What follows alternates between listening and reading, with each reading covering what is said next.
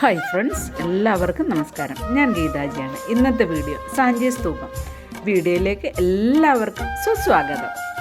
ബേത്വ നദിയുടെ കരയിൽ 300 അടിയോളം ഉയരമുള്ള ഒരു കുന്നിൻ മുകളിലാണ് സാഞ്ചിയിലെ മഹാസ്തൂപം സ്ഥിതി ചെയ്യുന്നത്.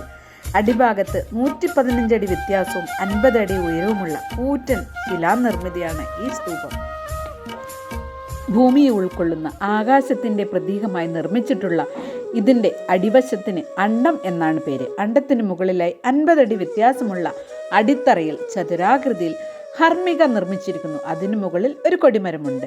കൊടിമരത്തിന്മേൽ ദേവലോകത്തിൻ്റെ വിവിധ തലങ്ങളെ സൂചിപ്പിക്കുന്ന കുടകൾ, ഛത്രാവലി എന്നാണ് ഇതിൻ്റെ പേര്. അണ്ഡത്തിൽ നിന്ന് 16 അടി ഉയരത്തിൽ കല്ലുപാകിയ ഒരു ചുറ്റ നടപ്പാതയുണ്ട്.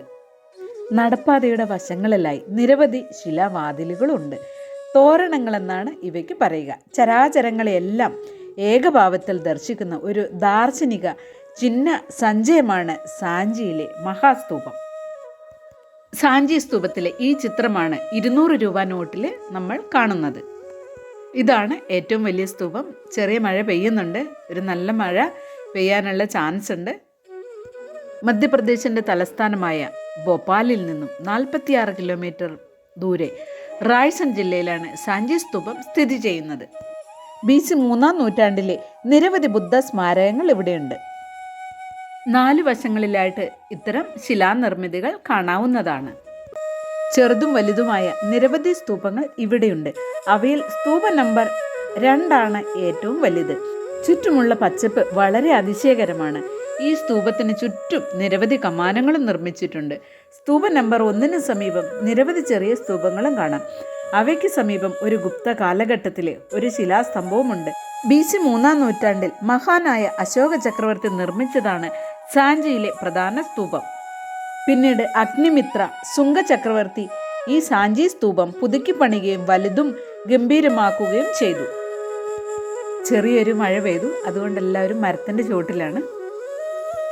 പ്രതീക്ഷിക്കാതെ പെയ്ത മഴയാണ്. അതുകൊണ്ട് ആരും തന്നെ കൊടയൊന്നും എടുത്തിട്ടുണ്ടായിരുന്നില്ല. ദൂരെ കാണുന്നതാണ് സാഞ്ചിയിലെ ചൈത്യഗിരി ബുദ്ധക്ഷേത്രം. ചൈത്യഗിരി വിഹാര ഉത്സവം നവംബറിലാണ് ആഘോഷിക്കുന്നത്. ഈ സമയത്ത് ബുദ്ധൻ്റെ 2 മഹാശിഷ്യന്മാരായ സാരിപുത്തിൻ്റെയും മഹാമോഗല്ലനയുടെയും അവശിഷ്ടങ്ങൾ കാണാൻ 100 കണക്കിന് തീർത്ഥാടകർ ഇവിടെ എത്തുന്നു. ഇപ്പോൾ വിഹാരത്തിൽ സ്ഥാപിച്ചിരിക്കുന്ന സ്തൂപം 3-ൽ നിന്നാണ് ഈ അവശിഷ്ടങ്ങൾ കണ്ടെത്തിയത്. പെരുന്നാളിൽ തിരുശേഷിപ്പുകൾ പുറത്തെടുക്കുകയും നാടിൻ്റെ നാനാഭാഗത്തു നിന്നും തീർത്ഥാടകർ ഇത് കാണാനായിട്ട് എത്തുന്നു. ഈ ബുദ്ധവിഹാര കേന്ദ്രം യുനെസ്കോയുടെ അധീനതയിലാണ്.